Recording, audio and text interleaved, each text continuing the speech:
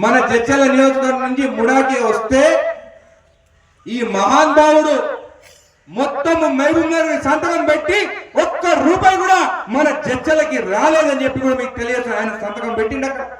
మీరు చెప్పండి, ఇప్పుడు ఆ 30 కోట్ల రూపాయలు మనకు వచ్చి ఉంటే ఎన్ని గ్రామాలు బాగుపడుతుండే. కానీ 30 కోట్ల రూపాయలు రాలేదంట. కానీ జడ్చలలో కూర్చొని చెత్త పనుల గురించి 50 రూపాయల గురించి ఈయన డిస్కషన్ పెడతారంట. మళ్ళీ ఆ రోజు 30 కోట్ల రూపాయల గురించి అందరిని పిలిచేందుకు మాట్లాడలేదు.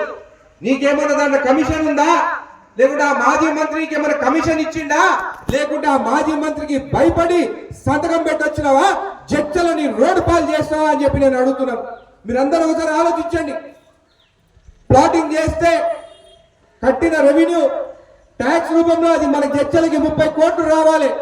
30 కోట్ల రూపాయలు తినేసినారు. ఎందుకు రూపాయి తీసుకురాలేదు జడ్చలకు అని చెప్పి ఇంత అసమర్థ ఎమ్మెల్యే, మాజీ ఎమ్మెల్యే, ఇంకా బీఆర్ఎస్ నాయకులు మాజీ ఎమ్మెల్యే మంచోడని చెప్పి మాట్లాడుతుందంటే తల ఎక్కడ పెట్టుకోవాలని అడుగుతున్నాం. ఆధారాలతో సహా ఆయన సంతకంతో సహా ప్రతి ఒక్కటి బయట పెడతాను.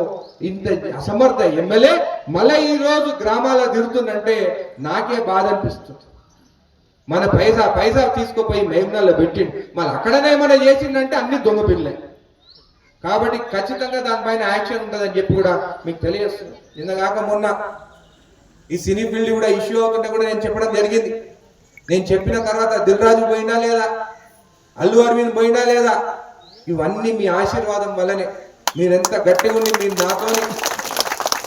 నాకు సపోర్ట్గా ఉంటారో నేను ఖచ్చితంగా నిజాయితీగా మాట్లాడతాను. తప్పంటే తప్పని ఎదిరిస్తానని చెప్పి కూడా తెలియజేస్తాను. ఈ రోజు కూడా సీఎం గారు ఎంత మంచి నిర్ణయం తీసుకున్నాడు. బెనిఫిట్ షోస్ ఉండవు, రేట్లు పెంచవు. ఇట్లాంటి డిసిజన్ ముందెప్పుడు ఏ సీఎం తీసుకోలేదు, రాబోయే కాలంలో కూడా ఏ సీఎం కూడా ఇలాంటి నిర్ణయం తీసుకోరు. అందుకే మా రేవంత్ రెడ్డి గారికి కృతజ్ఞతలు, ధన్యవాదాలు చెప్తాను. ఇంత మంచి డిసిజన్ ఈరోజు తీసుకున్నారని చెప్పి కూడా మీకు తెలియజేస్తున్నారు. అదే కాకుండా ఇక్కడ టవర్లు పెట్టాలని అడిగినారు. నాకు తెలిసి అయితే ఇక్కడికి వస్తే ప్రశాంతంగా ఉండాలి, డిస్టర్బెన్స్ ఉండదు, ఏముండదు. టవర్లు లేకుండానే మంచిగా ప్రశాంతంగా మీరు చెట్ల కింద కూర్చోగలుగుతారు. లేకుంటే కుయ్ అని సౌండ్ వస్తుంటే ఇక్కడ మీరు దోస్తులతో మాట్లాడలేరు, ప్రశాంతంగా కూర్చోలేరు. మళ్ళీ ఇంటి నుంచి ఫోన్ వస్తే పెరగ తెచ్చుకుంటా ఇంటికి పో. నేను నా భార్య చెప్పొచ్చిన, అడవిలోకి పోతున్నాను గుడి దగ్గరికి, ఫోన్ కనెక్ట్ కాదు చేది. ఎట్లా ఫోన్ కనెక్ట్ అయినా ఎత్తాను అనుకో అది. కాబట్టి ఫోన్ ఎత్తానని చెప్పొచ్చు. అందుకే టవర్స్ గురించి మాట్లాడకండి, మంచిగా డెవలప్ చేసుకుందాం, ప్రశాంతంగా ఉందాము. మన కుటుంబ సభ్యులు అందరూ బాగుండాలి, మీ కుటుంబ సభ్యులు కూడా అందరూ బాగుండాలని చెప్పి తెలియజేస్తూ అమ్మవారి ఆశీర్వాదం మీకు అందరికి ఉండాలి.